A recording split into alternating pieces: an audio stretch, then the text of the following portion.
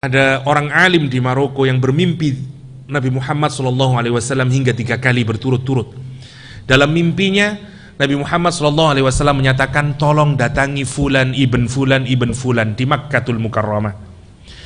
Hari kedua mimpi lagi Rasulullah SAW dan dia berkata, tolong datangi Fulan ibn Fulan ibn Fulan di Makkatul Mukarramah. Hingga 3 hari kemudian, okelah saya berangkat ke Mekah. Dia cari orang tersebut, ketemu orang itu. Orang itu biasa, janggutnya tidak lebat, tidak nampak dia sebagai ahli surga, dan biasa, dan bahkan hampir dia tidak pernah masuk Masjidil Haram. Orang itu ditanyakan, antum Fulan ibn Fulan ibn Fulan? Iya, ana. Ini bukan cerita zaman Rasulullah, cerita sekarang. Orang alim di Maroko yang bermimpi Rasulullah SAW. Sampai di sana, kemudian dia berkata, antum Fulan ibn Fulan ibn Fulan? Iya, ana Fulan ibn Fulan. Ada apa kamu mencari saya? Dia ceritakan, saya mimpi Rasulullah 3 kali dan Rasul menyatakan bahwa anda adalah ahli surga. Dia menyatakan, tidak mungkin saya, tidak mungkin. Saya ini orang jelek, saya ini orang yang tidak pantas, dan segala macamnya. Masih banyak maksiat yang saya lakukan. Kemudian udahlah, mari kita bertobat. Diajak oleh orang alim Maroko ini untuk pergi ke Masjidil Haram. Dia mandi dulu, dia pakai pakaian yang paling wangi yang dia miliki. Sepanjang jalan dia tanyain, ya Fulan, apa amalanmu?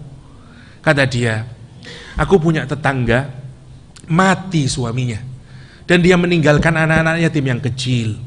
Semenjak dia wafat, saya berjanji kepada diri saya, gaji yang saya miliki akan saya pecah jadi 2. Satu untuk menghidupi keluargaku, yang satu untuk memberikan kepada anak-anak yatim dan pejanda itu. Dan saya komitmen dalam hati saya. Dia terus masuk Masjid Nabawi, Masjidil Haram, sholat dia. Sang imam menangis membaca bacaan ayat Al-Quran, dan dia ikut menangis. Pada sujud terakhir diambil ruhnya oleh Allah Subhanahu Wa Taala. Masya Allah. Kenapa? Saddaqa bil husna. Ya, saddaqa bil husna. Kemudian ittaqa. Kemudian a'ta. Itu yang kita inginkan dalam hidup. Berubah orang, Allah terima itu. Kenapa? Karena komitmennya dalam hati. Yang paling dilihat pertama kali oleh Allah itu bukan amal zahir kita, amal batin kita. Karena amal zahir bisa ketipu. Amal zahir itu drivernya bisa macam-macam. Ada Fatimah, anaknya Pak Haji, di pinggir masjid yang sedang dikonstruksi. Ada orang yang jatuh cinta sama Fatimah, dia bisa nyumbang 1 miliar.